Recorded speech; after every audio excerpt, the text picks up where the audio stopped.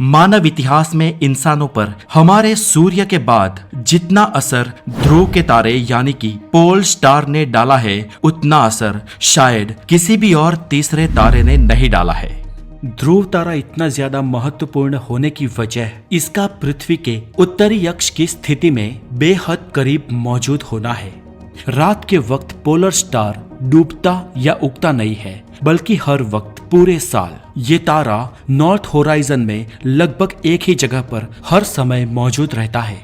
और इस जगह का पूरी नाइट अगर टाइम लैप्स किया जाए तो ये प्रतीत होता है कि बाकी और तारे इस तारे का चक्कर काट रहे हो, और इसीलिए रात के किसी भी वक्त, साल के किसी भी दिन आप इस तारे को पृथ्वी से नॉर्थ की ओर देख सकते हो। इसके लिए आपको बस पृथ्वी से उत्तर दिशा की ओर रुख करना है, और अगर आप ठीक नॉर्थ पोल के ऊपर खड़े हो तो आपको ये तारा ठीक अपने सिर के ऊपर दिखाई देगा। ध्रुव तारा पूरे आसमान में एक ही जगह पर मौजूद रहने की वजह से मशहूर है।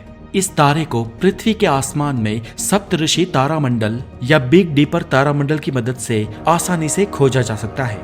ऐसा इसलिए क्योंकि पोल स्टार यानी कि ध्रुव का तारा पृथ्वी के नॉर्थ सेलेस्टियल पोल पर स्थित है। ये वो बिंदु है जहां पूरा उत्तरी आसमान दूसरी ओर मुड़ जाता है। ध्रुव का ये तारा सदियों तक इंसान के लिए एक दिशा सूचक रहा है और हजारों सालों से लोगों को रास्ता दिखाता आ रहा है। लोग बड़े से बड़े पहाड़, समुद्र और रेगिस्तान को इस तारे की मदद से पार कर लेते थे।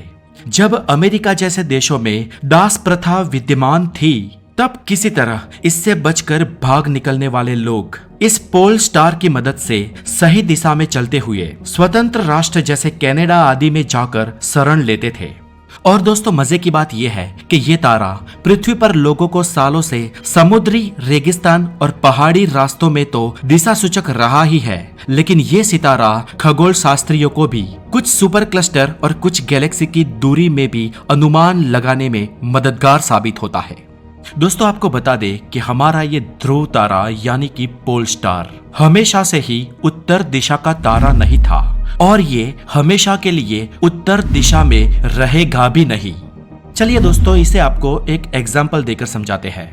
आसमान में ड्रैको द ड्रैगन नाम के एक तारामंडल का एक बहुत ही मशहूर तारा हुआ करता था, जिसका नाम था ट्रूबन। आज से करीब 5000 साल पहले जब मिस्र के लोगों ने पिरामिड का निर्माण किया, उस वक्त ये ट्रूबन ही नॉर्थ स्टार यानी कि उत्तर दिशा का तारा हुआ करता था, और ये पृथ्वी के ट्रूली एग्जैक्ट नॉर्थ साइड के 0.2 अक्षांश के कोण में स्थित हुआ करता था। अब दोस्तों, हमारा ये पोल स्टार एक अहम उत्तरी तारा इसलिए है क्योंकि ये हमारे आसमान में 48वां सबसे चमकदार तारा है। हम रात के अंधेरे में उत्तर में इसे बहुत ही आसानी से पहचान सकते हैं, और खासकर समुद्री यात्रा में यह लंबे समय से मददगार साबित रहा है। 14वीं और 15वीं शताब्दी में जब यूरोप के सागर खेड़ू अटलांटिक महासागर में निकले थे, तब इस पोल स्टार ने ही उन्हें दिशा सूचन में मदद की थी। भविष्य में आने वाली कई शताब्दियों तक ये ध्रुव का तारा ही नॉर्थ स्टार के रूप में या पोलर स्टार के रूप में अपनी जगह पर कायम रहेगा। हमारे नॉर्थ सेलेस्टियल पोल यानी कि पृथ्वी के एग्जैक्ट उत्तरी अक्ष में जो बिंदु है, ये नॉर्थ स्टार उसकी ओर बढ़ रहा है। विशेषज्ञ जीन म्यूज के अनुसार 24 मार्च साल 2100 के दिन ये तारा नॉर्थ सेलेस्टियल पोल के सबसे करीब होगा।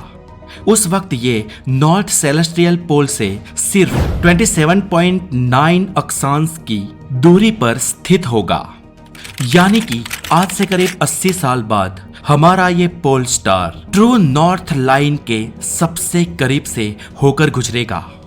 दोस्तों, जैसे पोल स्टार हमें नॉर्थ दिशा दिखा रहा है, वैसे क्या आपको मालूम है कि साउथ में कोई स्टार है या नहीं?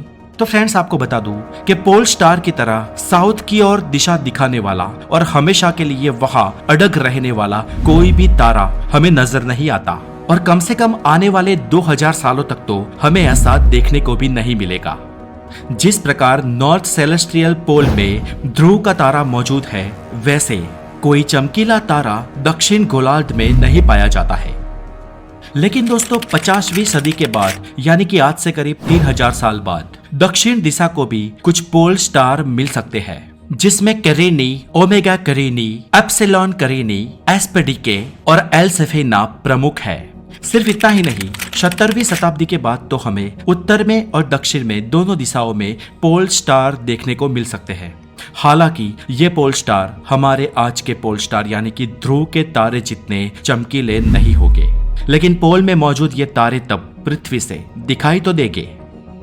दोस्तों, क्या आपको पता है हमें लाइट के एक छोटे से बिंदु जैसा उत्तर में दिखने वाला ये ध्रुव का तारा असल में एक नहीं लेकिन तीन सितारों का एक समूह है।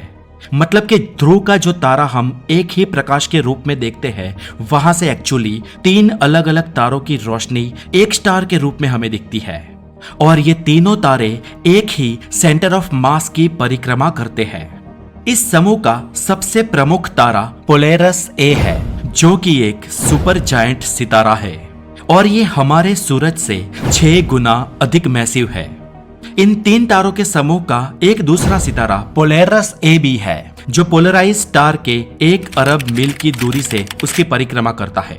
और इन दोनों के अलावा वहां पर एक पोलराइज बी नाम का सितारा भी है, जो कि इस समूह का तीसरा तारा है, और ये पोलराइज ए से करीब 240 अरब मील की दूरी पर स्थित है।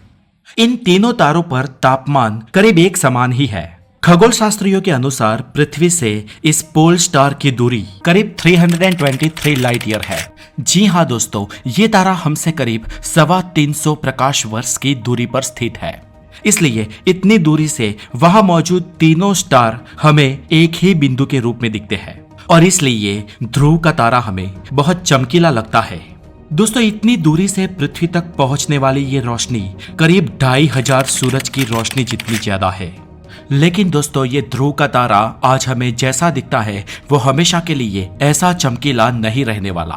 करीब 80 साल बाद 22वीं शताब्दी में इस तारे की चमक धुंधली होना शुरू हो जाएगी, और इसलिए इस खूबसूरत तारे का हमें अभी किसी दूरबीन से या टेलीस्कोप से जितना चाहे लुत्फ उठाना चाहिए।